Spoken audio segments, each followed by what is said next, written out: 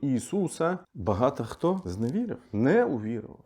Якби це було зі всіма пророками. Були зрадники, як Іуда, як і Абдуллах ібн Убей, якщо ми кажемо про Мухаммада саллаллаху. І це відчув Ісус. І тому Всевишній про це каже. І коли Ісус відчув їхню невіру, Він сказав, хто буде моїм помічником на шляху до Аллаха? Апостоли сказали, ми помічники Аллаха. Ми увірували в Аллаха, будь же свідком того, що ми є покірними Богові, тобто мусульманами. І вони підтвердили, тобто апостоли, і підкреслили, Господь наш, ми увірували в те, що Ти послав, і пішли за посланцем.